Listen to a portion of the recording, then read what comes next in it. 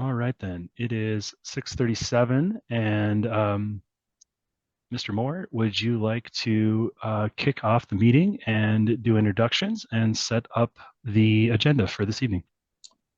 Sure, happy to. I want to just again make sure everybody puts their mailing address and name in the chat so that we can put that in the report of attendance for the meeting and mail out copies of the report that we compile at the end of this process to everybody who attended.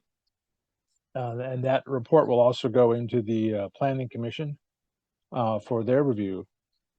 This evening, I have with me my fellow architects for the project ESG with Neil and Matt. Also here tonight are representatives of the development entity Subtext. We both uh, Subtext and ESG have worked with me on other projects here in town. Um, we did a project with Subtext very close by, just around the corner from this site called The Yard. And there's another project going on that ESG designed on Washington Street right now behind the Michigan Theater. So both of the lead architects for the project and the developer are very familiar with Ann Arbor. Also with me tonight are representatives of Midwestern Consulting. We have done many projects with them as well, and they've also worked previously with ESG and with Subtext. So this is not our first rodeo. Kind of putting the band back together here for this project, so to speak. This is part of the very beginning of the process for this proposed PUD. We've had one meeting with the members of the Planning Commission, which is the first required step. This is the next required step to solicit questions and comments from the general public. The city provides us with a list of addresses that we notified by mailing a postcard to of this meeting so that everybody could learn more about the project, ask questions, make comments, etc. After this meeting, the design will be refined to address comments made at this section of the process. And then a formal application for rezoning and site plan approval will be submitted to the city planning department. After that, the city planning department will disseminate it to all of the various city departments, from solid waste to traffic to engineering, fire department, parks, for their review and comment on the project, and it will continue to be tweaked to address their comments. Once all of the tweaking is done, the planning staff will schedule us for a hearing before the Planning Commission. At that time, there will be a public hearing for additional public input, and the Planning Commission will then make a recommendation, and it will move on to City Council after that. And City Council will also hold public hearings before making a final decision on the project. So that's kind of the overall process and where we are. And you can see Ann Arbor's process has plenty of opportunity for input from the citizenry. So I encourage you to continue to stay involved if that's your inclination. I'd like to kind of turn it over to ESG at this point. They can run us through the derivation of the project that we've come up with, incorporating the comments we already got preliminarily from the Planning Commission into what you'll see tonight.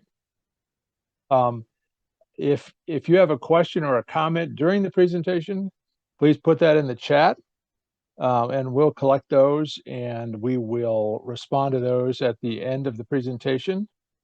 If you have any issues figuring out how to use the chat, let us know at the end of the presentation and we'll take comments or questions otherwise. But to keep the thing rolling and keep it in the time frame we've allotted, we found the most efficient way to do that is by putting the questions in the chat. All right. Thank you very much, Brad. My name is Neil Reardon with ESG Architecture and Design, and we have been hired by Subtext to work on this project on their behalf. Thank you for the great intro, Brad. Speaking tonight with me will be Matthew Axman from ESG, and then Ryan Bum from Subtext. So you'll hear from them in a moment. As Brad mentioned, we will take questions in the chat. Please enter those as you see fit as we present. I will go through those and read those aloud, and we'll do an answer on those after we conclude our presentation. And then also we'll have time for verbal questions as well when the time comes. Unmute yourself for that. In the meantime, if everyone can stay muted, that would be excellent. So Brad, did you want to set the framework for us on the site location first? And I will guide you through the slides. Before I do that, can everyone see the screen? And if not, please post in the chat if you're having issues. And so this site is located on the north side of Madison. If you could advance the slide one, there we go. It is across Madison Street from what used to be the old Fingerly Lumberyard, which is in the process of being reborn as the new University of Michigan L-Bell Field. So if you ever went to the Fingerly Kitchen Design Shop, that building is still there for a little while yet. We are on the opposite side of Madison Street and continue north along both 4th and 5th, further north along 5th up to Packard and a little bit along the Packard frontage. So it's a block to the east of Main Street with frontage on Packard, another main artery. It's going to be adjacent to what you may have heard about, the new quads the university is going to be building. What was the old L-Bell Field and what was some of the old Fingerly property and other property the university has acquired west of Division Street. So we're going to be right on top of L-Bell Field, just a little bit off Main Street. Perfect. Well, thanks for the introduction, Brad, to the site. As Brad had mentioned, here's just a little bit of a more micro look at the site located, again, just to the south with the new L-Bell Fields and some of the University of Michigan campus adjacent to us there. Next slide, please. So to kick things off, we're going to talk a lot tonight about multimodal connectivity and transportation. So as we can see on the site is really located in a prime spot for that multimodal transportation. We're fully engulfed with public transit lines, such that it actually almost blocks our site from view, as you can kind of see there in the larger red circle. And then additionally, per the proposed Madison Transit Center idea, we'd further that connectivity and relationship with that new transit hub that you'll see in the kind of bottom right corner there. Next slide. And then we can see the relationship of the site to the overall, again, connectivity to bicycle paths, lanes, and the overall linking to university and downtown. So, you know, in addition to the public transit vehicular, we also have a lot of bike transit adjacent to this site as well. Next. So this was something we just kind of wanted to depict as a proximity to the 228 Packard site to the proposed plan, the land use idea for the 2050 site. Again, to Brad's earlier comments, new L-Bell Fields, the new undergraduate housing in both phase 1 and phase 2 are directly adjacent to this site, directly to the south. Next slide. And I'm going to pass it over to Ryan to talk through some community benefits. Good evening. First and foremost, we view this as an opportunity to help meet the city's goals to address the housing shortage and do this by using a more economical and efficient use of the city's land. This meets a couple of the city's goals, including the master plan objective to have well-designed multiple family residential development, particularly near campus in downtown, which this meets. And we've got multiple strategies to advance the city's A20 action plan. A few of these items we'd like to highlight will be exploring the use of geothermal heat exchange system in accordance with the city's overall goals. And then as noted, I think we're really excited about this particular site with the multimodal connectivity. The variety of transportation options that this site affords is unique, and I think it'll be a big benefit to reduce vehicular traffic throughout the city and provide multiple options for tenants and people visiting the site. Other just sort of standard things that we incorporate into our design, LEED standards, stormwater management, native plants and pollinators, enhanced landscaping, all these things that will really make the environment, improve the environment of the surroundings and further the city's overall goals. I'll pass it back to Matt. Okay. So these next couple of slides, next 3 slides, we're really going to talk about kind of overall development trends within a 1 or 2 block radius of our site. So all these photos are taken in relative proximity. And we use these slides as an opportunity to talk about what is the neighborhood kind of growing to, and what are some of the things that are happening adjacent to us. They're good indicators of where the neighborhood's headed and where particular developments start to kind of sprout up as a part of the overall city goals. So couple here off Main and Packard. And then followed up here by some on Madison and Packard, Main and Packard again. Again, just really talking about development trends within the neighborhood. This next slide here, I'm going to point to the upper left image at 5th and Hill. So when we talk about the new phase 1 and phase 2 student housing projects that are going to be just east of LL Fields and just southeast of our site, this was the rendering that was depicting the phase 2 project. Phase 1 project has a little bit more documentation in that it's further along in the process, but just something to kind of put your eyes on in terms of what that phase 2 might look like adjacent to our site there. Next. And then here, again, just some proximity photos. These are looking directly on street corners adjacent to our site. And then we'll kind of lastly stop on this one here in terms of big site overall aerials. So again, the big things to point out here are those phase 1 and phase 2 residential quads in the new LBL fields. Our site is pretty uniquely positioned adjacent to those, such that the southern extent of our site would overlook LBL fields and really become a part of the university's urban fabric. So we're really excited again about the connection that this has both to the university and the greater public, as it stretches north to south, kind of connecting downtown and the university. Next. So to stop here at the site plan, we'll talk a little bit about some of the things that we've worked with the Planning Commission ahead of the working session, and then some additional ingress and egress type opportunities. So in leaving the working session, there's a couple of modifications that were made based on their suggestions, and we agreed upon those suggestions. So number 1, as indicated on the site plan, you can kind of hover over that, Neil, great.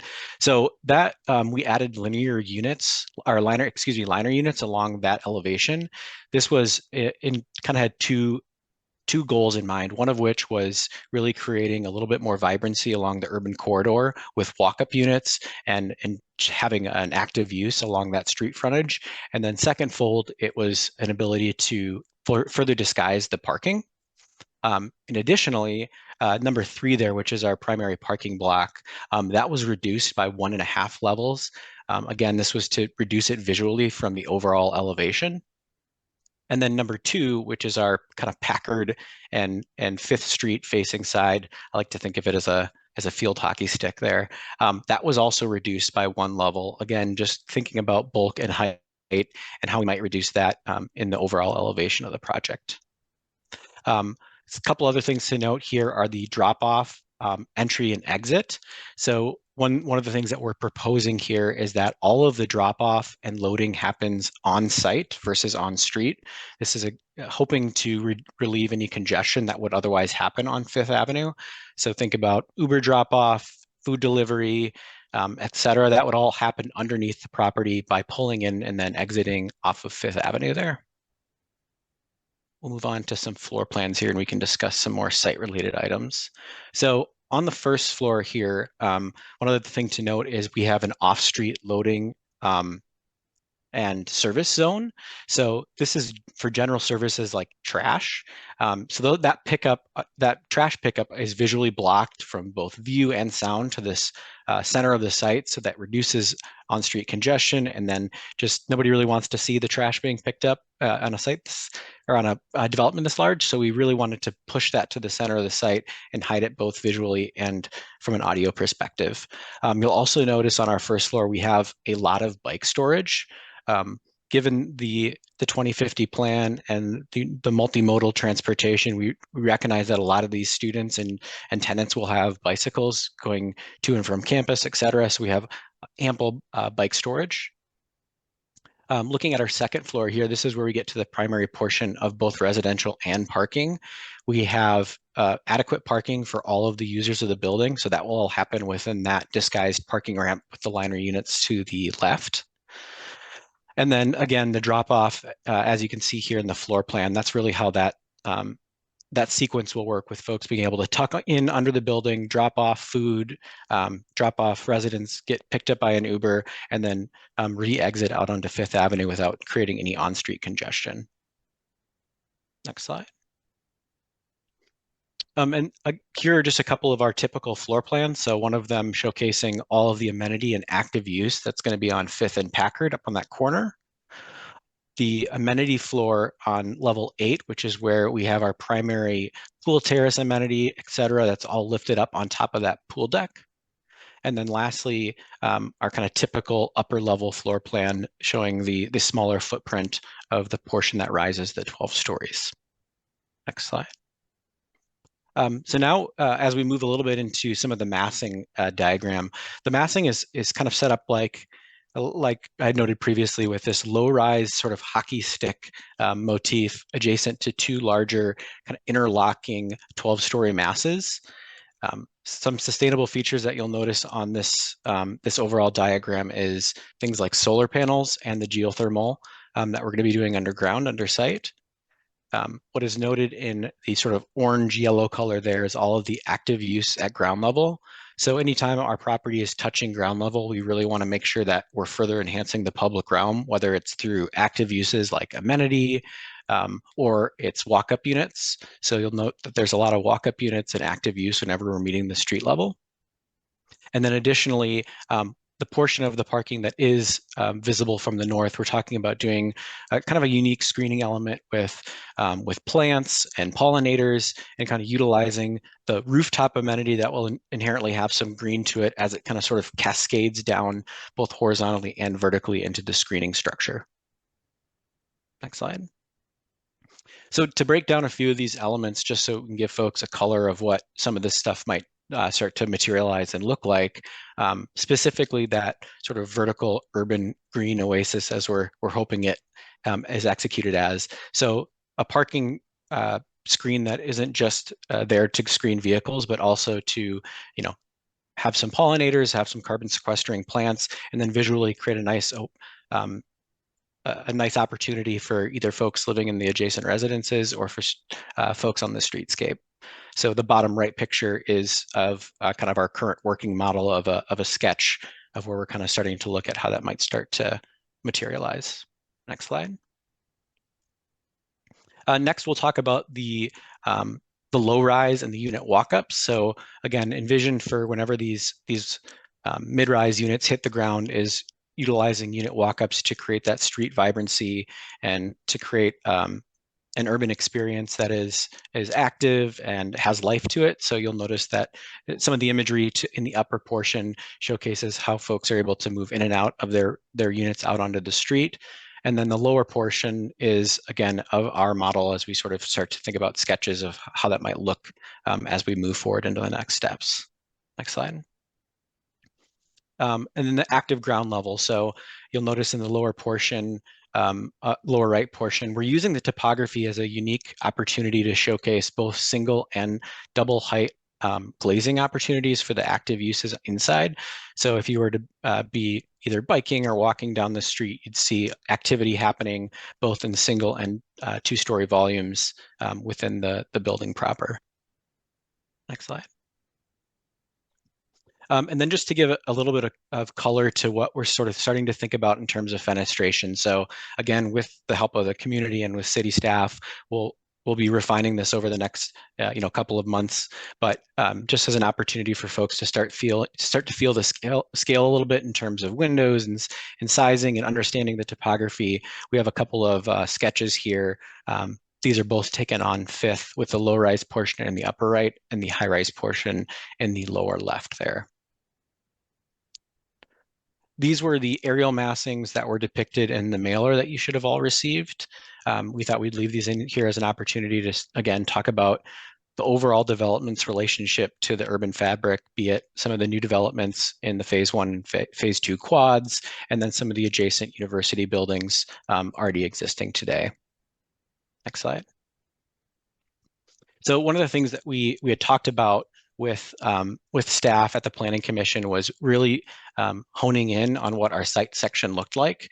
So this was a recommendation for that site section from that meeting, where we talked about the amenity zones, the sidewalk, and the frontage zone that is in alignment with the DDA. So we're showing this here as an indicator that we are going to be following that guideline as we move forward, as the building meets the street level, making sure we're kind of keeping within those guardrails. So here's one of an amenity zone, and then one of an outboard balconies at those walk-up units, what that might look like. And with that, I think we're going to be opening it up to comments and questions, but I'll toss it over to you, Neil, if there's any parting words before we start that portion.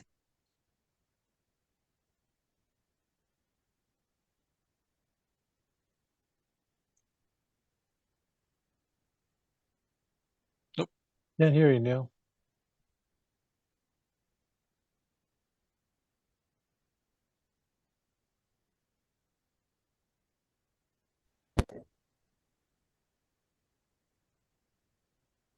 Can you hear me now? There we go. All right. Thanks. Sorry about that. Thank you, Matt. Yes, that concludes our presentation. I was hoping right away to go to questions in the chat.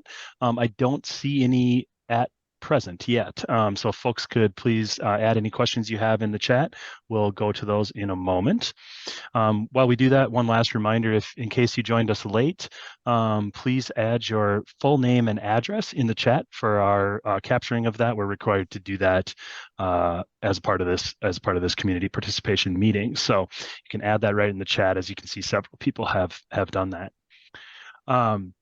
So I see a few questions coming in on the chat here. I'm just going to kind of MC here as we go through these questions. Thank you all for posting. I'm going to take them in order, and then following that, we will have an opportunity if you want to verbalize a question after we do the questions from the chat. So first question in the chat, if people are following along, I'll just read it aloud. Is parking exclusive to building residents? Ryan, I'm going to go to you with that one. Exclusive parking, how is that arranged operationally with the residents in your operating model? Yes, that's correct. Parking is exclusive to building residents, and it will be parking for a fee. So I think we're providing enough parking to address the demand for the location, but don't want to be too excessive with that parking. All right. Next question in the chat is, you show the D1 and D2 portions of the neighborhood. Are there regions close by that are not zoned D1 and D2? Brad, I'm going to go to you first on that one. Can you talk about the immediate adjacencies and what they are zoned? Yeah, so there are adjacencies in both the D2 and also the R4C. This is common around the downtown portion of Ann Arbor. The D2 is the newer of the zoning designations. The R4C is an older designation, but there are both in this neighborhood.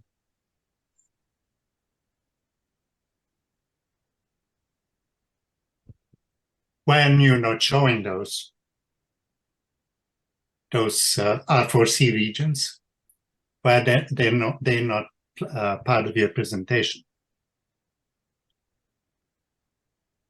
Well, we're not trying to replicate the R4C zoning district But I thought you were trying to characterize the neighborhood. We're trying to characterize the development trends adjacent to the site.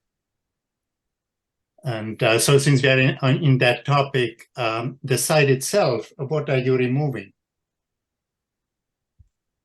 I don't know if, I don't think I have a specific list of the buildings that are there, but one of the parcels is zoned light industrial. It has a building that is kind of a garage use on the first floor, and then some apartments over the top of the garage, and then the balance are a variety of different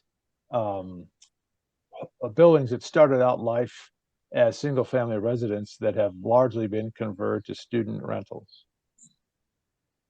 And I think we understand this is a crossroads of kind of past development trends where this was largely single family homes. Now the D2 portion of the DDA abuts the site there in the south west corner. So we view this as starting an extension of that DDA area and the ongoing development trends, both with the rest of the downtown and the universities. At ESG, as regards the heights, Matt, maybe you could address how the heights change as you move around the site. You addressed that there was a low-rise portion and a high-rise portion. Could you give some overall, ranges that the heights will address as you move around the site? Yeah, that's Certainly. great, Matt. The question exactly from the chat was, how tall will it be, and what effects will it be? Will there also be a natural light for houses in the area? So that's from Leah. Great. Well, just to hit on the height question first. So the low-rise portion is approximately 65 feet at its northernmost portion. But again, as the site sort of starts to step down in grade, and that's actually kind of the reason that we situated the taller portion on the southern portion of the site is we're using the natural grade to reduce the overall bulk and height of the building. So as it moves further south, we're able to capitalize on additional levels essentially being added to the bottom versus added to the top. So if we think about it from a streetscape perspective, we're anywhere from 65 to maybe 80 tops on the low-rise portion, and then we're approximately 130 feet on the portion to the south. And as regards the natural light, one of the things we will be compiling as part of our submission to the city is a shade study. We don't have that done yet, but the shade study will depict the length of shadows cast by each element of the building at various times of day and throughout the different times of year, both the solstices and the equinox. We don't have that at this time, but it will be one of the documents that we prepare for the submission to the city for the zoning and site plan. Right, and just to further that one, just anecdotally, the taller portion being on the southern portion of our site, we know that generally we're thinking about access to southern light as it pertains to the shoulder seasons and in the winter. And because our site is positioned, our taller portion is positioned on the furthest south portion of our site, the shade and shadow would most likely be casted onto our own property from the south. And then additionally, the properties adjacent to our east and west on the lower section of the building on the south are the commercial properties. So we made it a really kind of key element was to position the shorter portion of the building adjacent to those residential units to our both east and west and to our north. All right, so I think that takes care of a few of the questions in the chat, and in terms of sunlight and natural light. I'll move on to the next question. Does the team have experience with geothermal in a building of this scale? And then the same question for solar. Matt, do you want to tackle that one first, and then we'll go to Ryan? Yeah, I mean, certainly we've done buildings of this scale with both solar and geothermal. The solar opportunities, given the size of a site, is actually really conducive for PV arrays, given that we have a lot of roof area. So we're really excited about how much solar we're going to be able to produce on the roofs of these buildings. Obviously, there's certain infrastructure pieces that we'll have to account for, so it won't be able to be completely filled with PV arrays. But given the roof area, we are pretty confident that we're going to be able to produce quite a bit of PV arrays on this roof system. In terms of geothermal, I might toss it over either to Midwest or to Brad, given his experience with geothermal in this region. Well, yeah, I can take that for you, Matt. Sure. We've got the experience with the solar, and some of the unique things we were able to do was actually to integrate solar into our building on our current project that's under construction in Ann Arbor. So not only using just the roof area, but actually using structure, part of the amenity spaces and things like that, to further expand how much solar we were able to fit. And as Matt said, this site provides good opportunity to further expand that. And with regards to geothermal, we've engaged an expert on geothermal, and particularly geothermal within the Michigan area. It's Geothermal Innovations, and they've worked on several large-scale projects through partnerships with both private entities and with the city and various institutions around Michigan. So familiar with this particular area, and we look forward to working with them on what we can do on this site. One of the things that they have an ability to do is thread the wells. They're technically not wells because nothing is being extracted. It's a closed loop system. So they're technically bores, the vertical bores, and they thread them through between the footings of the building, and they can do that very precisely so that it doesn't interfere with the structural system of the building. That's always one of the concerns when you're working in a tight urban environment. They also have a highly efficient thermal exchange casing that they put in the bores, which gives us the ability to do more thermal exchange per lineal foot than a typical J-bend system. So we think we've got the best solution for the site. All right, thank you all. Moving on to the next question. What materials are planned for the facades on each street frontage? So Matt, maybe you can start just more generally with kind of the facade materials as we go around. They're not particular to each side necessarily.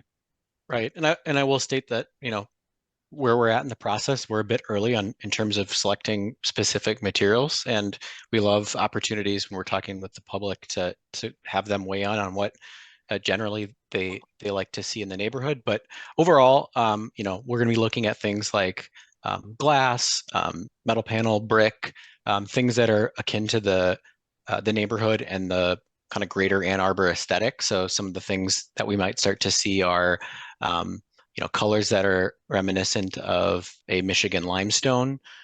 So some of that color you're seeing maybe in that lower right corner is the sort of buff colored material brick.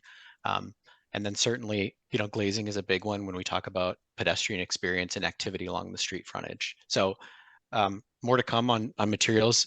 Apologies if that was a non-answer, but we'll get there as a portion of all of these meetings that we're having with the various stakeholders. But that's generally where our heads are at currently. We'll generally be following the design guideline manual that any project in the downtown core would be required to follow. So we have the document and the experience dealing with that document. We dealt with that document on the project that ESG and I worked on over on Washington Street that's currently under construction, and the project that the two projects that Subtext and I worked on, the Yard and 611 East University. So we've threaded our way through that document and are pretty familiar with what the design guidelines call for. All right, thank you, Brad and Matt. Next question in the chat. How much is this increasing the density of units on the block? And then how many parking spaces are there compared to units? So maybe we pull off the second part of that question first. Matt, number of parking stalls in the project, and then number of units in the project. Our total residential stalls is approximately 330 at 0.72 per dwelling unit. And that total number of dwelling units then is what number? 458. All right. And then as to the question on increasing density of units on the block, Ryan, do you want to tackle that one? We have, as Matt noted, the number of units there, and then that would, I think the question is how many existing units are there on the block, if we're deciphering that question. Yes, I couldn't tell you the exact number of units on the block, but we will be approximately 160 units per acre. It's about a 2.78 acre site. And as Matt noted, we've got the 478 units. All right. Next question in the chat. What are the proposed building heights of each building mass and block? I think Matt covered those before, but I'll just summarize. The lowest portion of the low rise is about 65 feet up to 80. And then of the larger mass, the taller portion, that is between 115 and 130 feet. Just to round out that answer. Next question in the chat is, what does affordable housing mean for this facility? And then second part of it, how will rent compare to the rate for current houses on the property? Ryan, I'll go to you first with that. Yes, we'll most likely utilize an affordable housing contribution to the city for this project. It's been shown that the Ann Arbor Housing Development Corporation can utilize those funds more efficiently. They can actually expand every dollar that's contributed to them. They can get about 5 times the amount of dollars put into a new project that they're able to design and construct themselves. So we find that's a more efficient use rather than trying incorporating them into our project. The rents compared to the current housing units, they will certainly be higher than the current housing units, but they'll actually be lower than a lot of the market rate housing that's located campus adjacent. Okay. The next question coming down in the chat. Ann Arbor city government has been trying to cut down on car traffic downtown. Are they concerned with this building creating greater access to parking in an area that had been actively trying to reduce that? So the Planning Commission working session did focus quite a lot on this particular topic. Brad, do you care to summarize that for us first, and then we can expand on it with others? Yeah, so our original proposal was to have a higher parking ratio, a ratio over 1 per dwelling unit, and the Planning Commission clearly told us that we had they wanted us to reduce it. So we've responded to that, putting it back down in the range of other projects of similar focus in terms of density and tenancy. So we're down at that 0.72 per dwelling unit now, which is where they wanted us to be. So yeah, we have reduced it from what we originally had intended. There will be a requirement by the city that initially we're going to need on the order of 15 to 20%, capable of having EV chargers right away, and that all of them will have to have the conduit installed so that future chargers can be added to those spaces as the percentage of electric vehicles over gas vehicles increases over time. So eventually the entire parking structure will be all EV chargers. So we're trying to make sure that the cars that are there are electric eventually, and we're going to accommodate that in the design. All right, thank you, Brad. Moving along to the next question. Are you concerned that transforming this area into housing that is only usable for students, that will further alienate and push out other older residents? Have any organizations that address gentrification in Ann Arbor been involved in this project? Second question, Brad, for you. Have any those organizations been weighing in on this project to date? Not to date. I will say that we can't limit, by law, we can't limit who rents here. When we did the project just around the corner at lease up, we found that there was close to 30% non-students in the rental pool. So we have a number of unit types. Maybe Matt can give us what the expected breakdown is going to be, but there won't be exclusively high bedroom count units. So there will be unit types that are attractive to non-students in terms of the number of bedrooms per unit, et cetera. So we don't think it'll be 100% student, although that's who we'll target. There's even in the varsity high rise that I did, from the day it opened, it was never 100% student rentals. And that speaks to the variety of the unit types and configurations that are going to be incorporated into the project. Yeah, Right. that's and actually in the image you're looking at, you can see the yard in the background there along State Street. And that's what we're referring to as seeing approximately 30% of those residents being young professionals and young families looking to be close to downtown. We've got over 30% of the units as part of this project being studio, 1 bedroom and 2 bedroom, which are more conducive to that demographic. So I think we certainly will attract some variety of renters. All right, thank you, Ryan. Next question in the chat is, when will the shade report be available? And I think you're referring to the shadow study, Brad, that you mentioned earlier and alluded to. Brad, at what point in the process does that become available? That usually is submitted with the application materials to the planning staff at the time we submit, all the civil engineering drawings, et cetera. Sure. And so generally that's within the next few months when that is submitted to city staff, and then it would be published in a staff report thereafter, correct? Correct. All right. Next question.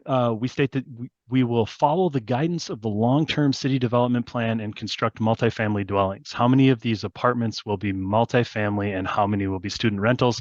I think this was alluded to just a moment ago in that it is a mix between students who rent at these like facilities and those who are young professionals or young families. Ryan, anything you want to expand upon that? Oh, I think it's similar to the previous question. Yep. All right, moving along. How does an apartment building designed for students help meet the city's needs for multifamily residential development? Are you driving out families who live in affordable housing and creating monolithic student buildings in the R4C zoning? I think it's a similar answer. That question was posed kind of before that answer was put out there. Brad, anything you want to add there with respect to R4C zoning? No, I think it's generally hoped, and I think this is just at the beginning of happening, that by providing housing more proximate to the campus, it begins to draw out some of the student rentals in converted single-family homes more distant from the campus. So the hope is that as more housing is made available proximate to campus, that a lot of what had been historically single-family homes that has now been converted to student rentals farther from campus will reconvert back to single-family housing. All right. Question about the foundation. How deep are you going to dig for the foundation? How many stories underground? Like how many basements? The site slopes. I'll try to answer that first, and then Matt or Brad, if you want to tag in on this. The site slopes quite a lot, so at each level, we really don't have a basement. Is the clear and distinct answer to that. There are foundations at all locations that go down about a half a story below the lowest level of the building of each of the pads. And I think that kind of answers the question. Brad or Matt, care to add anything? No, I would just say that generally, we're talking about what we consider slab on grade for a majority of this, and then not doing any additional excavation for levels that are solely underground. All right. Next question in the chat. How does this meeting qualify for citizen participation when you are already going forward with your plan to the Planning Commission on November 5th? Brad, you want to first talk about the qualifications of this and then our schedule going forward? We're not going before the Planning Commission on November 5th. We won't get to the Planning Commission again until next year, because the staff review process is multiple iterations of submittals and staff comments and revisions. So this project will be revised multiple times before it gets to the Planning Commission, and so we will have many opportunities to include comments from this meeting and also from staff input. There's no deal between Subtext and the Planning Commission. We were required to go to the Planning Commission for a preliminary meeting at a working session to get an understanding of what their concerns would be with a development of this nature, and they gave us those comments. And we've, as you heard from Matt's presentation, we've already begun to address the comments that we got at that time by reducing the height of the low-rise portion of the building, by insulating the parking from 4th Avenue, and also reducing the overall parking count. So there's no deal per se. We've just been incorporating the comments from the Planning Commission we've received to date. We'll continue to incorporate other comments from input we get from general citizenry, from the planning staff, et cetera, et cetera. So it is a long process to slog through everything that's required to get before the Planning Commission. Usually it takes many months to get back before the Planning Commission. All right, thank you, Brad. Next question, did you do the soil boring yet? Is it appropriate soils for such a large building? Ryan, do you want to talk about the status of the geotechnical to date? Sure. We have not performed the soil borings yet, but we have engaged an engineering company to perform those, so highly qualified, and we'll also be engaging a structural engineer, both of who will be familiar with the market and the soils associated with the site. We do have soils information in the area from the construction that was done over at the yard. So we have general idea of the soils in the area and the bearing capacities and the nature of the soils from other projects that have been built in the area, including the standard most recently. Midwestern Consulting were the civil engineers on that project. So we've got a pretty good understanding what we believe to be there, and will be confirmed when the geotechs actually get on the site to do their drilling. Excellent. Second part of that question was, what is the FAR ratio? And yeah, we're happy to provide that. Matt, do you have that handy? Again, floor FAR, for those who don't know, floor area ratio. That is the size of the site and the square footage of the building. So there, we have a couple of scenarios, obviously, based on what we had talked about with various parcels and parking. We were anywhere from 500 to 600%.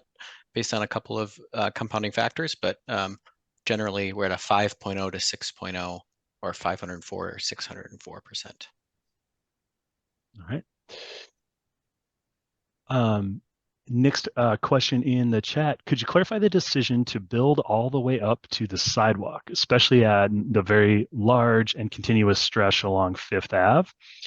It seems to create a very unwelcoming and unappealing facade for both local residents and pedestrians, especially given the height of the building. I'll just say first, and then Matt will expand on it. The way we do these urban projects, when they do come up to the street, is to address that at the street level with the strong active use of either building lobbies and walk-ups. So the best cities and streets in our view as we build these projects have those active uses, and we believe creates an even stronger urban street outdoor room along as you progress up and down the sidewalks. It's certainly different than single family housing, and that's something that is a change. We recognize that, but we're doing those principles of urban design, doing them well, because we know that it's a change and that it's different than the single family environment that had, in many cases, in a lot of cities as they evolve, priorly existed. So, Matt, do you want to expand any more on that urban design? Yeah, I would just say, again, in talking with the Planning Commission and really defining that site section as it relates to both the pedestrian experience, the boulevard, and the street. So generally on Fifth Avenue, we're anywhere from 26 feet in this plan view, the upper right corner, to 30 feet in the upper left corner away from the back of curb, which is a fairly generous setback in terms of back of curb to building. And then one of the things that we're going to be doing as a part of this is increasing the sidewalk width. So the boulevard is roughly staying its current dimension as you kind of see it adjacent in the residential property. So a large zone for large growth trees and various plantings sort of within that space. And then we're going to be widening the sidewalk to create a better pedestrian experience for walkers and bikers. But then again, as Neil mentioned, I think a big part of that process, and maybe it's depicted in that sketch there, actually, Neil, the elevation sketch, if possible, is you can see that, in really in the upper right image, the idea being that you create porosity both with glass and with ingress and egress to make that lower level not feel like it's an urban wall, so to speak. It feels a lot more porous and it creates a little bit more life along the street edge. All right, thank you, Matt. So next question is, how do we give citizen feedback on the development of this building after the shade report is available? The sun and natural light access is of huge importance to residents, especially those living north of the building. I think Brad touched on this before, but there will be a public hearing after that shadow study is published as a part of a city staff report. And that would be, Brad, in 2024, correct? Yeah, and when the application is accepted by the city through their submission portal, which is called Stream, the general citizenry has access to that submittal through the Stream portal. So once it's in the staff review process that is available for citizens to review, you may remember a time pre-COVID when you could go down to City Hall and there would be a roll of drawings on a table of every project that had been submitted. Well, that roll of drawings on the table now is taken. That roll is taken over by the Stream web portal, so you'll be able to review it, and you can submit written comments to the planning staff at any time during the staff review process. That's always allowed. And then, as Neil said, there'll be a public hearing where you can make comments again at the Planning Commission level and also at the City Council level. One more process question then while we're on it. Will the recording of this meeting be accessible to the public after the meeting has finished? Yes, the meeting is being recorded, first of all, and it will be, Brad, do you want to talk about the process for the recording of this very meeting? Yeah, generally, it's been our position that the recording is not made available to the public. However, I saw that Henry Nelson was one of the attendees, and Elizabeth Nelson has made these available on her website. She's a former city council person, so they should be available there. All right, thank you, Brad. I didn't skip over this question, but wanted to go back to it. We mentioned that we reduced one story as a part of the working session with the Planning Commission, and that is true. I'll go to Matt here in a second. And then, so the second part of that question is, how many stories does the garage have? So first question, I'll hit that. Number 2 here, this portion was reduced 1 story from what was 7 here to 6. And then Matt, second question, the number 3 zone, the height of that garage area, or how many stories was that garage? Sure. And the stories question, it's interesting. It's a little more convoluted because what we're doing is what's called a sloped ramp. So the ramp, think of it like a scissor. So it's going up and down in each direction. So at the beginning of the ramp, we're actually 3/4 of that first level is subgrade. As a part of that slab on grade that does have to do some excavation, and then we have a half level on level 7. So we have 6 full parking floors. But again, 3/4 of a level below grade. So that really doesn't account for any additional height because that's all sub. And then a half story below or above level 6 will be, again, it's only a half story versus a full story. So 6 full stories and then 1/2 above that. Thank you, Matt. Moving along to a few more questions in the chat. I think there's a question here about, I'll just read it aloud, and then Ryan, probably go to you for it. Since you've said have been no organizations involved that specialize in gentrification or affordable housing, reparative housing, are there plans to do so? Who is addressing cultural concerns of this push to transform neighborhoods into increasingly expensive high-rises? Brad, actually, before we go to Ryan, maybe you want to handle what is required in Ann Arbor in this respect, and then Ryan, secondarily to you on what the plan would be. Yeah, so generally, the city council has decided as a matter of policy that the city is going to be addressing the affordable housing issue through the millage, where they're collecting funds, and then the city will be building, is in the process of building units which will be designated for people of specific income levels. So the policymakers of the city have decided that the city is going to be tackling that issue rather than having every developer take a stab at it independently. And I think the rest of the engagement will just occur as part of the public hearing process. So just engaging with the city through that formal process. Thank you, Ryan. Next question, I think is a site plan related item. How will we address the loss of permeable surface and tree cover? Yes, the site is changing. It's going to be different than before.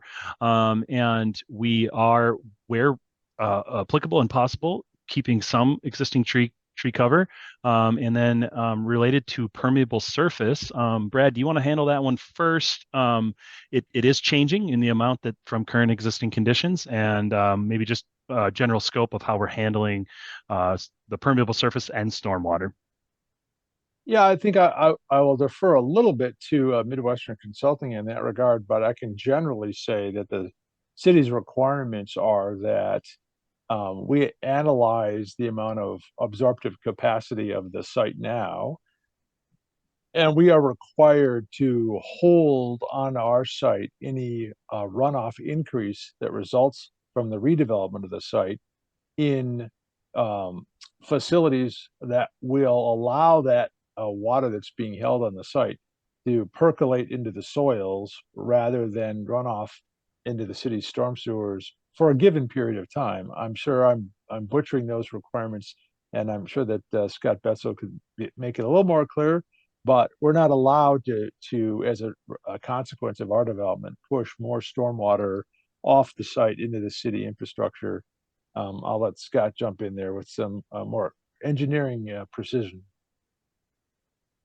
Yes, I'm quite sure this is the section of the meeting that everybody's been waiting for. Currently, this whole entire block has no stormwater management and detention capabilities. And, regardless of what takes place and what is removed, the site will be evaluated based on the proposed conditions of the new proposal. Now, the new proposal is going to provide stormwater detention that will retain the stormwater for a 100-year event for between 48 and 72 hours is what the required retention rate is. let me be clear.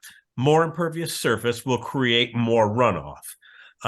This site, though, given the steepness of the slopes and the density that it's developed at right now, and when you look at the new proposed development, that's not going to be significantly different.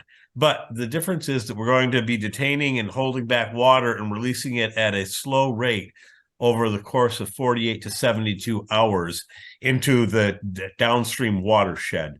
So from a flash flooding standpoint, it's an improvement. It will be an improvement over what exists right now.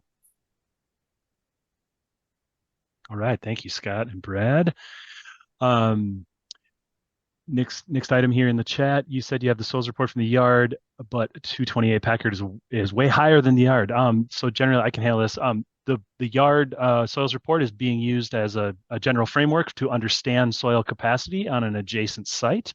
There will be a further one that's specific to 228 Packard, at which time the specifics of that will be well understood. But generally, when soil bearing capacity of an adjacent site is comparable to next door, it's not a concern at this early stage of the project. And we can say from having watched the construction of other buildings, including the Standard most recently, but also Ashley Muse across the street, that low area of the site that runs along Madison at the bottom of that natural slope is an old water drainage course, an old tributary to the river. And as you ascend up the slopes to Main Street, what makes up those slopes is a lot of sand and gravel that was deposited by the glaciers. So everything uphill from us is generally sand and gravel deposits. All right, thank you, Brad. All right, moving along. Is there somewhere online we can follow along with the updates on this project? For example, to find out where these public hearings will be held once they are scheduled, and also where the finished recording of this meeting could be accessed by the public once finished. Brad, I think you alluded to a location where someone may have this recording posted. Yeah, Elizabeth Nelson, former city council person, maintains a website where she posts all of these. I don't have the URL of that, but I think if you just Google Elizabeth Nelson, council person, it'll bring up her website. And in terms of following along with the progress, if you go to a2gov.org, which is the city's landing page, there's a search box there, and you could type in stream, STREAM, and that would take you to a page that explains how the public can access that portal. That portal is used not only for development projects, it's used for all the building permits, the soil erosion control permits, etc. So you can always go to this stream site, and you can, within the stream page itself, you can search on projects by their address or by their name. So if you would go into the stream portal page and you type in 228 Packard, it would bring up everything that had been submitted. So that's one way. Another way is to go to the planning department's webpage. When you get to the main landing page, the a2gov.org, there's a sub menu down off the headers, I think, that says departments, and you click on that, and then you click on planning. And on one of the planning pages, there is a link you can click to be notified of upcoming planning commission hearings. And so you could put your email on that, and then you would be on the email distribution list, and you could see not just this project, but any project coming in the pipeline as it's making its way through the planning commission process. So those are a few of the ways. Thank you, Brad. Ryan? Yeah, we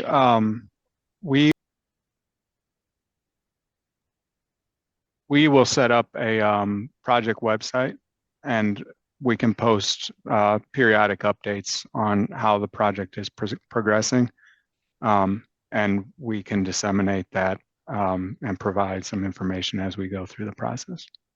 Yeah, so that project website would be out there in the future, and then we would, as we go through public hearings, make that note of that project website. All right, question here about our drop-off zone along Fifth. One thing I can articulate with respect to that concern and question is that Fifth is a one-way, as you know, going south, as we see here on the diagram. The way this would work with the off-street loading and drop-off is really, as Matt alluded to earlier in the presentation, is to get that off the street. So this would be a right into the drop-off zone. There would then be space within there to either access parking stalls or just simply drop off on a quick type of basis. And then those cars would progress out and take a right and proceed on this plan to the right, to the south on Fifth Avenue, and then head towards Madison. So that is the sequence of the loading and drop off there. As I recall, there's the width of that street is such that there'll be at least 2 lanes of southbound traffic. So the drop off exit from our side would only occupy the western half of the street.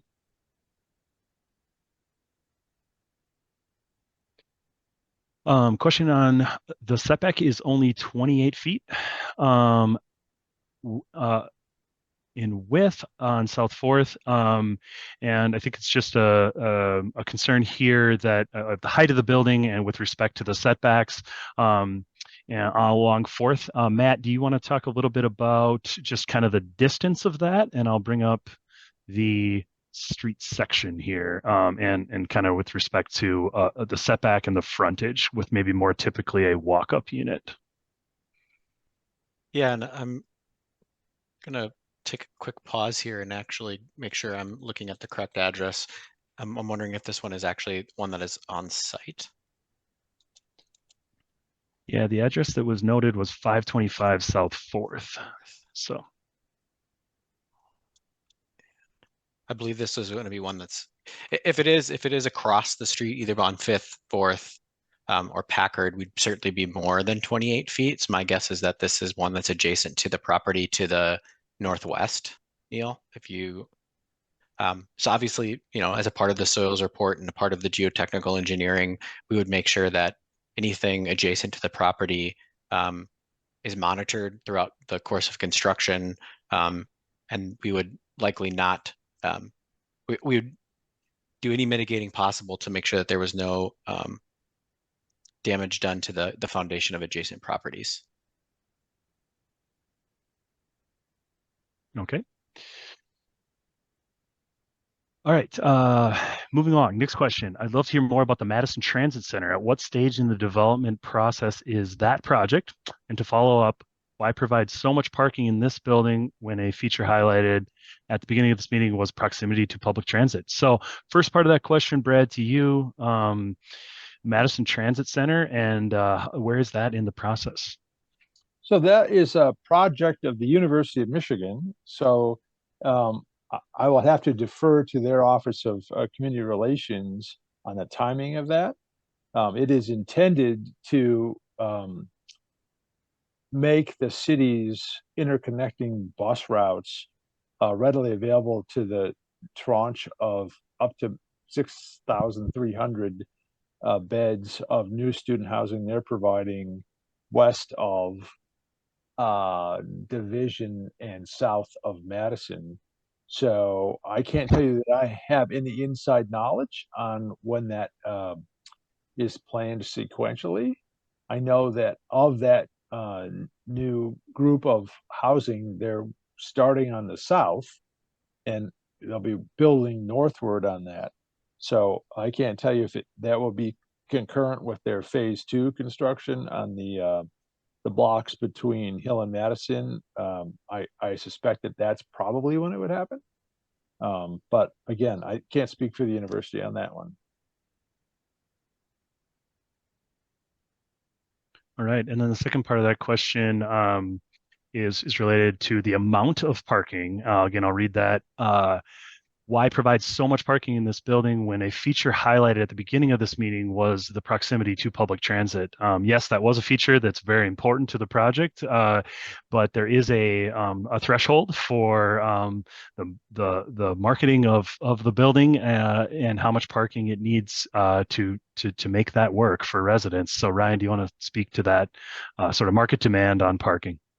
Yeah, it's the combination of all those things between the surrounding uses, the market demand within the project, and the goals of the Planning Commission and City Council. So we're trying to tie all those things together and find a sweet spot there that hopefully works for everybody.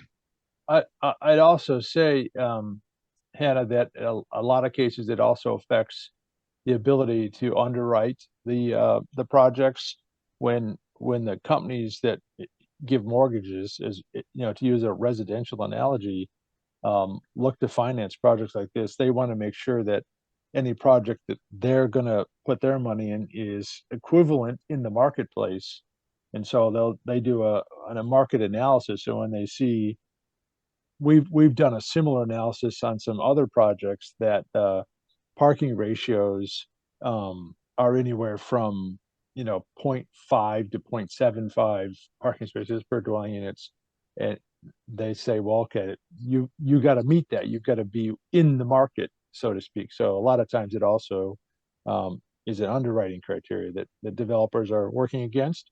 So that's part of the reason. All right. Thank you, Brad. Why not share the recording in the chat with the participants of this meeting yourselves? We took all the information. Yeah, I think if there's a way to share this recorded meeting on the project website in the future, Ryan, that you guys would be open to doing so. This is a public meeting, and I don't think there'd be any problem with posting it if the proper locations for that exist, and we can facilitate that. Yeah, we'll be following the process of the citizen participation meeting and the city requirements. We mentioned a former city council person. Have you reached out to our current city council person, Jen Cornell? Brad, you're familiar most with the council people in Ann Arbor, and just want to talk about the process for when that happens with council members. Yeah, as a matter of fact, I have spoken to a number of city council people about a number of projects, not just this one. So we had a discussion. I had a discussion with the Fifth Ward council people about this site about a little over a month ago. Before it went to the Planning Commission, they had questions, and so I answered their questions and I fielded their questions. So I have had contact initially. However, it is often the case that the city council is focused on a broad number of things, and this project, they know that as this project goes through the citizen input and the staff input and the planning commission input, it's going to morph and change over time. So they'd like to keep abreast of it from a higher elevation level, and then as it gets closer to being a final proposal, they get more and more interested in the project and its details. But to answer the question, we had a preliminary discussion with the two Fifth Ward representatives before we went to the Planning Commission preliminary working session. Thanks, Brad. Next question, are there plans to conduct feasibility studies for the pickup drop-off building services traffic? If so, what is the proposed to conduct that study? So a question really about the process for the traffic study, which is something that would be a part of this project. That is coming soon, I believe. Brad, do you want to talk about that timeline for the traffic study? Yeah, again, I'll lean on Scott a little bit more. That is being produced through Midwestern Consulting. It is morphed into something more than just a traffic study now. It's a multimodal transportation study, so it includes more than just vehicular traffic. And it takes a lot of field work and data collection. So I'll have to ask Scott about the timing of that. But that analysis and report has to be submitted with the application to the staff. And often again, like with many of the submittals to the staff, that will be revised as the city traffic engineers review what's supplied and want additional information and want different options modeled and studied. So Scott could probably speak to the timing of that. I think it's already started.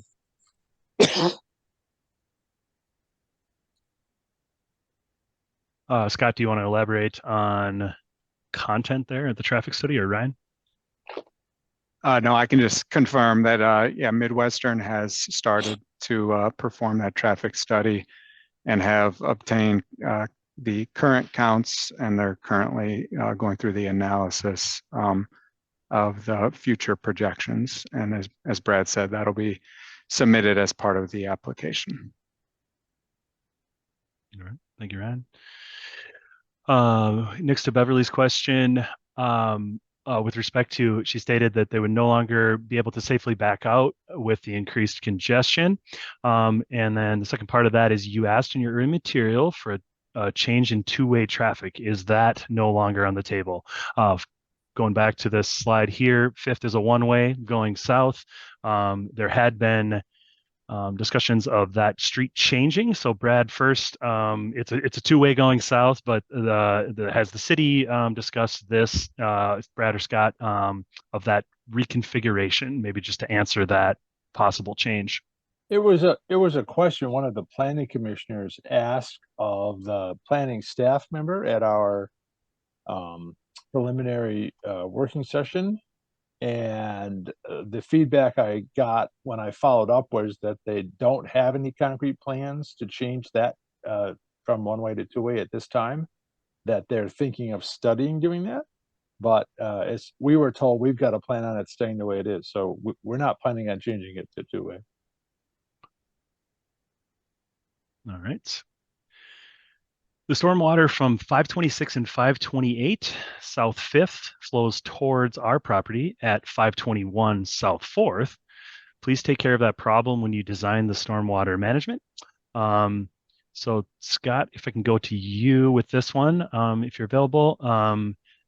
And I think you know the parcels, so I'll rely on you to understand that particular question and potentially how our project would address existing sort of flows and what goes to what property.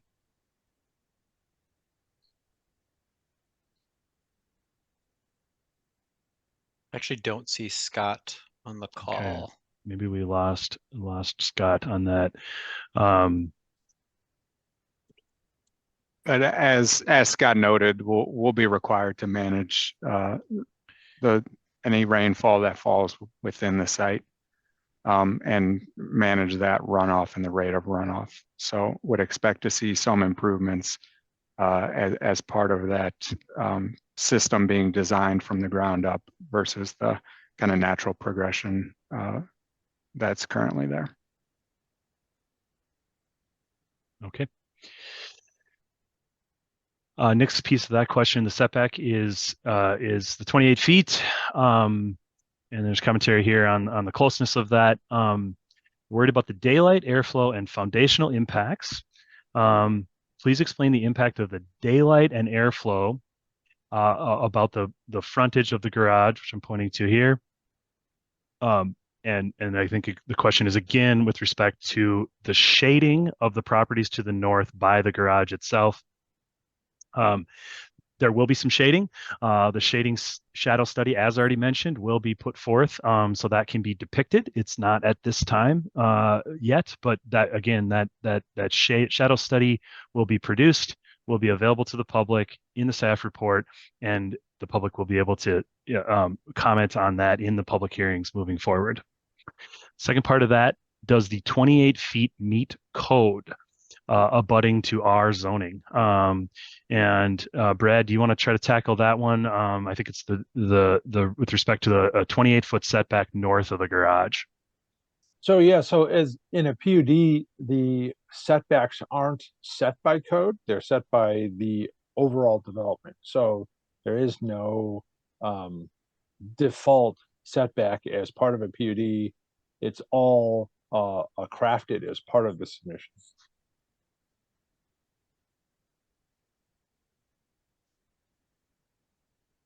All right.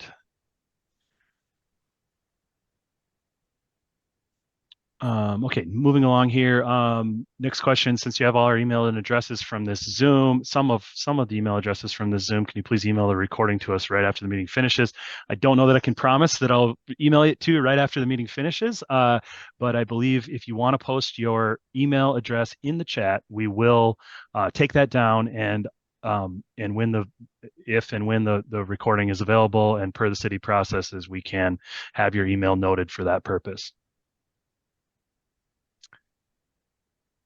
All right. It looks like we have kind of about 5 comments here from Hannah in the chat. Hannah, if you'd like to unmute yourself and verbalize any of these, that would be just great. I see there's kind of 5 of them, so we're happy to take your comments verbally if you'd like to do that now. Sure. Hi. I'm going to be a neighbor to this project should it go forward. So I'm obviously really invested and want to understand what's, what the thought process is behind this development and whether or not it's the best thing to do for this particular neighborhood. So the first one is just the concern about the drastic increase in building height along Madison. Sorry, that's not the first one, that's the second one. The first one is the increase in residential density. We had a 40-unit building go up across the street from our house this summer, and it's been pretty disruptive with the amount of traffic that we've had from delivery drivers and DoorDash drivers and Uber Eats drivers and just other people visiting, residents of that building. A lot of people idling in front of our property. Anyway, so I'd be concerned about the exponential increase in residential density that this proposal would end up bringing to this neighborhood. I don't know. That's basically a comment. I don't know that there's much you can do about that, aside from the traffic studies that you've already addressed. So I'm also worried about the increase in building height along Madison. Obviously, you've been referencing the Yard and the 618 Main and the Point. I think you also had a picture of the Munger graduate residences in the slides you showed us. And all of those buildings are 6 or 7 stories. So this building that's going to be on Madison with those other buildings is almost twice the height. And so I'm just worried about how cohesive this project would be in the fabric of that existing neighborhood. So that's just the concern. And then I also wanted to point out that while the development team continues to assure those of us that are in this meeting that the building will invite a healthy mix of both student renters and young professionals, the proposed building is going to be nearly surrounded by U of M property only. So I'm just curious if the development team has any plan to try to attract other amenities besides the University of Michigan down toward this area of the city that would attract, young professionals or renters that aren't associated with the university.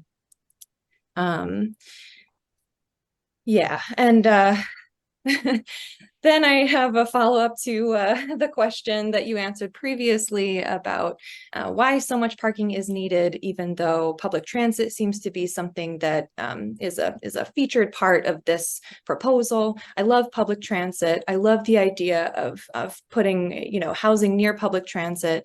And I understand that in order to attract investors, the development team is going to need to keep up with the market rate. But I mean, I guess as a resident of this neighborhood, it's not really a concern for me. I'm more concerned about, the future of the city and the future of this neighborhood.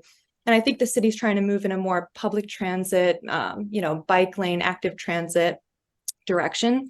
And I would hope that a development of this size would kind of look to the future of what Ann Arbor is hoping to accomplish with its greater plan in that regard. And then finally, I'm curious about why the official address for this project is on Packard, when that's the smallest building frontage. So those are all of my questions. I just wanted to make sure they got on the record before this meeting officially ended. I'm sorry to inundate everyone. I have a lot of thoughts, obviously. So I'll mute myself now. Thank you, Hannah. Thank you for putting in the chat, and thank you for verbalizing them. Ryan, do you want to handle the last one there? The question just about the official address being Packard versus one of the other streets. Yeah, that was just a natural progression of how the project came along, and kind of citing where the lobby and amenity zone started with the project. And so that's kind of why we saw an opportunity to create a really nice volume there and a really welcoming entry. And that became the address that we've been sticking with. And then Brad, you were going to respond to something there, I think. Yeah, the addressing is something that will also be fleshed out during the staff review process. But we had to start somewhere, and that was in consultation with planning staff, the address that was agreed to start the process. We don't know that it'll be the final address. So that sometimes can change over the course of the project. And in terms of the project you were referencing that was recently under construction and recently occupied, one of the things that is vastly different about our project is the drop-off zone is not out at the public street. It's internal to our project. So our goal is to take all of that Uber and Lyft and Uber Eats and UPS and Amazon and get that off the city streets, get it onto our property so it isn't interfering with the flow of the property, the traffic in the neighboring properties. We've heard that complaint in a number of projects. Something came up with a staff concern and also planning commission's concern. So that's why we pulled all of that drop off activity off of the public streets. So I sympathize with what you went through during construction. It's never easy. And when we want to make sure it doesn't end up impacting the neighborhood by pulling it all off on our site.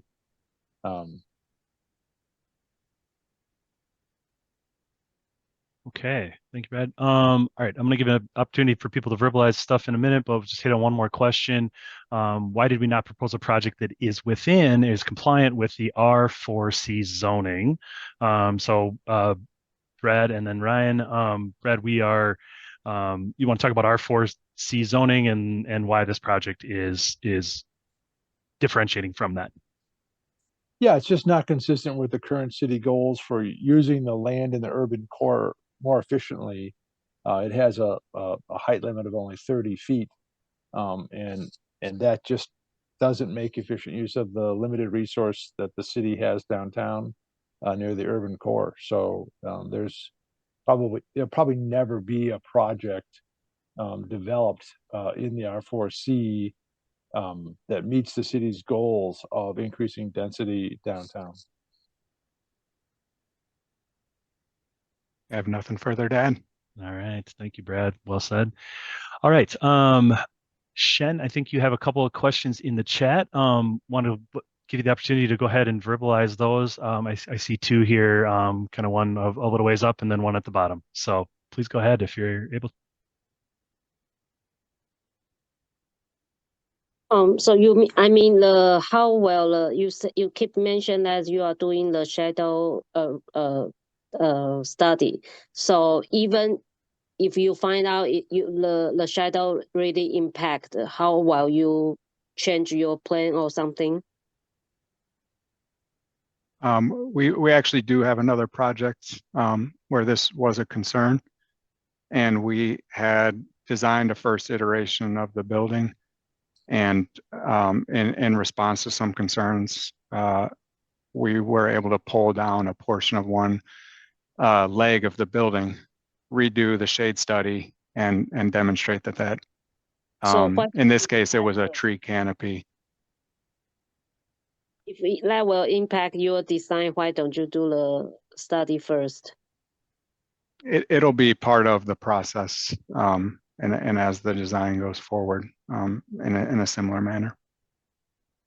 Yeah, I would just add, Ryan, I mean, in terms Yeah, of and the design, stand, how about the traffic study? You say you haven't finished the traffic study, but you study the current traffic pattern wouldn't help the design because the traffic will be exponential worse than now. So maybe you can predict, but that's not very accurate. And that will how will the result impact your design? This is all Because I part. think you put all the traffic on the 4th Street, and 4th Street is not very wide or something. I think, and it's quiet street right now. So I think you will bring a lot of noise on the 4th Street and a lot of traffic, a truck. So I think it's not very safe for the you will give that has a lot of impact. So the traffic, I think we may need to clarify how the traffic flow works. We're not bringing all of the traffic out on 4th. That drop-off zone from 5th is connected to the parking structure. So residents who elect to have a vehicle in the parking structure will be able to enter from either the 4th Avenue or the 5th Avenue side. So it's all the traffic is not coming out on the 4th. The only traffic that is going to be truck traffic would be deliveries of pallets or furniture that came in through that area which will normally be used as our trash pickup area.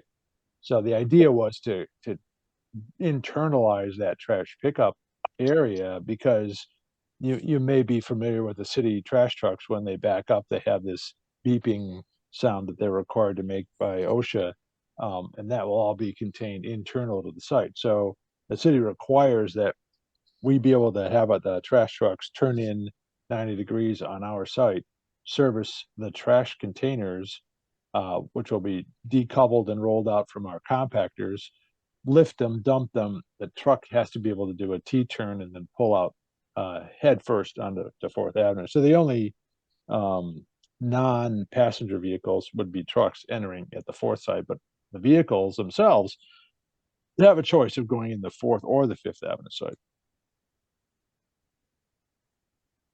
Does you show that the entrance of the garage is at 4th Avenue? yeah, There's also an entrance on 5th. if you want to migrate, Neil, just the plans, there's the one with MPO 1 and through MPO 3. We can just really quickly show both entries.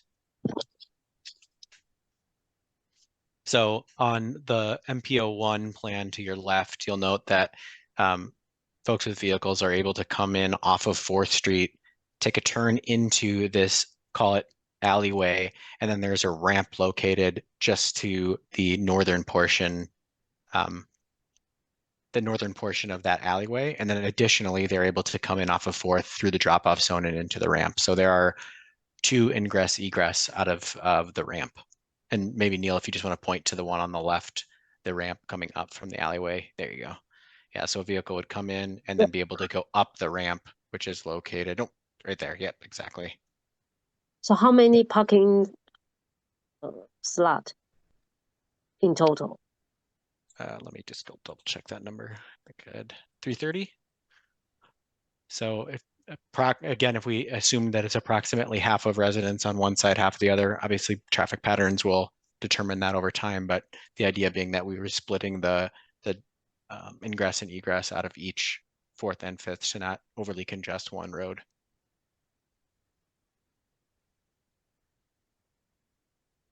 All right, thank you. I see there's a couple more questions here from Beverly. Beverly, do you want to unmute yourself and address those questions for us, as well as possibly anything else we?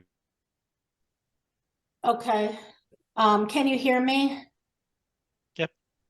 Okay, so I actually need to do something so that I can see my question. I have to get back to the chat. Excuse me a minute. Show chat previews. Is that what I need to do? So, well, okay, so just what I can recall of my question off the top of my head, we live at 545 South Fifth Avenue. I'm the president of the Germantown Neighborhood Association, and I have a huge number of concerns about this project. First of all, the scale is just stunningly and astoundingly massive for a R4C neighborhood. I feel it would have been better if you had gone through the formal zoning process. The city is actually redoing zoning. That's only about 18 months to 2 years out. And you keep speaking about how this serves the city's plans, when in fact, the city's plans for our neighborhood are part of this whole zoning initiative. So I don't think you can really know what the city's plans are for our neighborhood until that process and all the citizen input and so forth plays out. So I wanted to point that out, and just that a PUD is really a zoning variance. So to use a PUD for a project of this absolutely massive scale is really, I think it's kind of under the belt.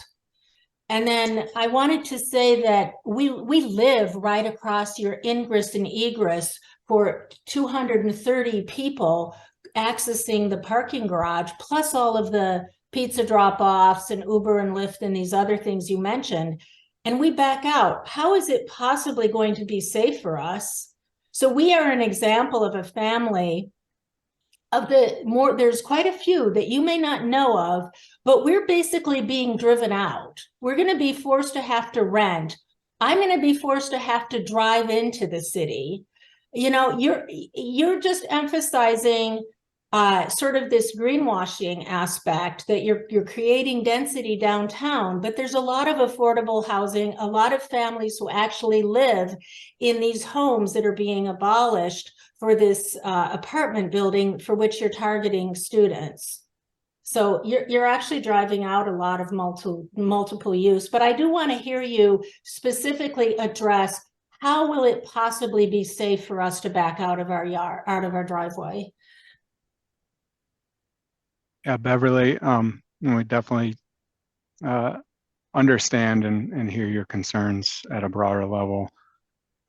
With regards to the traffic, I think that will be addressed as part of the traffic study. And that includes things like site visibility and access points. So those things and that specific access point of that drop-off lane will be evaluated as part of the traffic study. So both understanding the volume and the site visibility and safety of that turning maneuver will be evaluated as part of the traffic study. So we'll have to rely on our experts to determine that. And that, as we said, it'll be part of our application that we submit to the city that will have to go through a number of reviews with the city's traffic engineers to validate the conclusions that our consulting engineers come up with. I mean, at the end of the day, a traffic study can't really bring us safety. What you're really doing is you're making a cost-benefit analysis where our lifestyle, which involved walking to campus and so on, we are basically being sacrificed for what is essentially a taking of our property through a rezoning without it actually going through a legitimate rezoning process. And you are paying people whose properties are being torn down, you're paying them, and you've been able to buy some people out, but you know that you're impacting the neighbors to the north. You know that you're impacting all of us on the east side of South Fifth Avenue. And you keep in your presentations emphasizing large buildings further afield that are not in our zoning area. And you keep hiding the fact that there's all these little houses that are being torn down that already provided affordable housing. There's all these people, professors and staff and graduate students and undergraduate students who actually appreciated having the access to the university and living nearby. You're driving out a lot of people. Your comments will be included in the report. And I want to say, I bet none of you who are involved in this, I bet none of you live in a neighborhood where you have something like the Yard, or even worse, taller and bigger, being built across the street. This is something you are basically inflicting on us. And I really wonder, how well do you sleep at night doing that? So just think about where you live and enjoy when you look across the street from where you live and you don't have something like the disingenuously named 228 Packard, which really should be named the death of South Fifth Avenue and the death of South Fourth Avenue.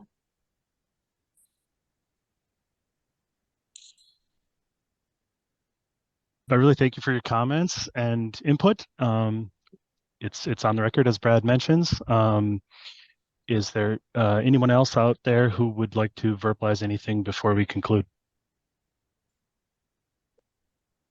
Yeah, I would like to really encourage anyone else who is concerned about this project to email me. It's really very important that we organize. We did defeat a previous project for this same area. It was called the Moravian. That was in 2008 and 2009. And never underestimate what a small but committed group of concerned citizens can do to prevent some of the worst impulses of urban planning from being carried out. So I think this should not be considered a done deal, no matter that the City Council and the Planning Commission have already been pretty cozy with subtext. They do have certain legal requirements that they have to meet. I'm aware of several that they are not meeting. And I think that if we organize and we exchange information, it's still possible to bring this project back down to a reasonable scale, if not defeat it entirely. And my email address is in the chat. It's very simple. It's B as in boy, I as in ice, S as in Sam @umich.edu. Melissa, you have your hand raised in the queue. Yeah, thank you. I think I wanted to just second some of the concerns that Hannah and Beverly have raised. I think that this project is really outsized for this neighborhood.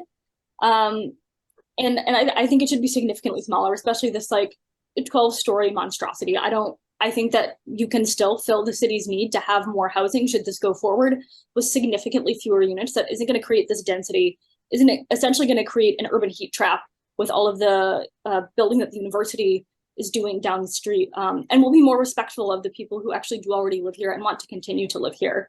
And I also would like to point out, I'm from the Boston area, which has gone through a massive urban renewal and in a neighborhood that has really seen a lot of residential growth. And there is a better and more sustainable way to build than this. And I think that we need to take that into account.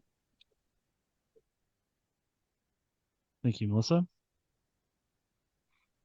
All right. Sorry, this is Jen. Can I say something? Yeah, I agree, totally agree with Beverly. And so I'm thinking you have the proposed plan has a higher FAR rate than D1, D2 and fewer setback than D1, D2. I think D1, D2 is the downtown, so standard, and you are creating a project and has higher, more density than a downtown area criteria. So I think that's really crazy. You put a massive building has higher density than downtown area in a R4C zoning. So I think that's ridiculous. And all the current PUDs are all within D1, D2 zoning. There's no PUD in R4C in the R4C zoning ever. So, and I believe the city decides zoning for a reason. Like currently they are doing the rezoning, so they must have some criteria to decide the zoning. But you put a PUD, a street like this, the size of the street, and you create such a huge traffic on a lot like a design for a residential zone. So I think it's very appropriate. Just to correct the record, the city this past summer approved a PUD in an R4C area over at 721 Forest. You say where? 721 Forest? South Forest or? Yes.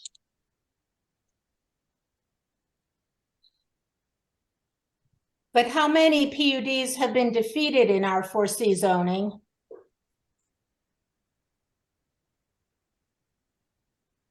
Don't know the answer to that question.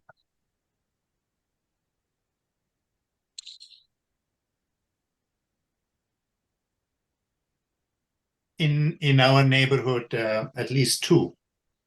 And I hope you pencil in number 3 as yourselves. I have something that I'd like to offer, if I may. If I don't want to step on anybody's toes. Yes, please go ahead. I'm Eric Myers. I'm Hannah Myers' husband. In case you can't tell, Hannah's an AIA NCARB licensed architect. She never says this. I am an attorney who works for the federal government, so I understand, concepts like regulatory capture and the imbalance of power that happens when, as a bureaucrat, you're working with the people on their side. So in this case, the planning department is working with you. And I understand that a lot of pressure can be exerted on such bureaucrats, and in our own personal situation, that the point which was constructed across from us, it does not meet the UDC as from my perspective as an attorney and my wife's perspective as an architect. The trash room is open to the air. Rodents can get in. It took us a month to get them to turn off an air compressor operating the garbage chute that went off every 7 minutes, 24 hours a day. The police didn't believe us. The planning people were ghosting us. And so now we have a trash room and they throw their dumpsters on the street like all the time. And so I don't trust the planning commission to represent me as a resident, and that's terrifying. This is my first house. It took us a lot of time to save for this house, and we're stressed out. And that's a comment. Thank you for the opportunity. Thank you for your comment. And again, I have one question, because you have the civilization meeting with all us residents here. Can we have attend a meeting when you have a meeting with the city, and then we can express our concerns and worries to the city staff, the planning committee? Yes, there will be public hearings for this project in the future, as already noted in this meeting. But that's in the way back of this project, right? It's after the everything has been done, like the design, the site plan. That is at the end of the site plan. Is it? No, once we have a complete submittal package, which includes things like the multimodal transportation study, that all gets submitted to staff. And that's submitted through the Stream portal, as I mentioned, which is a publicly accessible portal. And then there's a staff review process, which will take several months. And there's always an opportunity. Yes. So that will be after the city staff review. So like a fire department review, like the planning review, like the stormwater management review. But can we have our voice, but before all the reviews? Because they should adapt our thought before they review, like the previous. They told that we didn't trust the city's judgment. So I think we can express our concerns before they review the report, the plan. Well, the city will accept any kind of review you want to submit to them once they have a plan in process. Right now, there's no plan in process. I'm sorry, sir. I just want to say, and excuse me if I'm interrupting, but you do not need to wait until there is a plan in process. This has already been circulated. It's been in MLive. There's been this meeting. Any concerned citizen should feel encouraged to write to the Planning Commission at this stage. I have certainly written to the Planning Commission. Claudius has written to the Planning Commission. Other people have as well. The Planning Commission needs to hear from the neighbors as early in the process as possible in order for us to have a hope of impacting this project for the better. And I wish I had that email at the tip of my fingers. I don't know, Claudius, do you know that Planning Commission email? I think the general email is something like planning@a2gov.org. Yes, planning, that's right. I think that's correct. Thank you. I think it's planning@a2gov.org.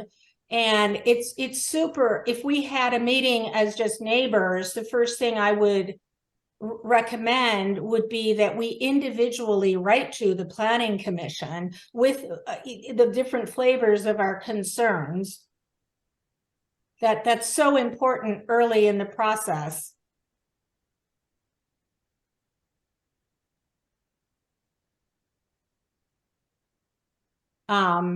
Yeah, thank you, Hannah, for sharing that link. Yep. And just to reiterate, yeah, that's completely normal in the processes I've been involved in, where people give their input in that forum at an early stage like this. That is something we see happen all the time. So. Okay, we're going on nearly 2 hours here this evening, and we're happy to do that. And thank you all for your comments, questions, and commentary on the project. We do want to wrap up at a certain point, so I think if there's anything else, if anybody wants to post something in the chat as we depart, we'll try to answer it in the chat.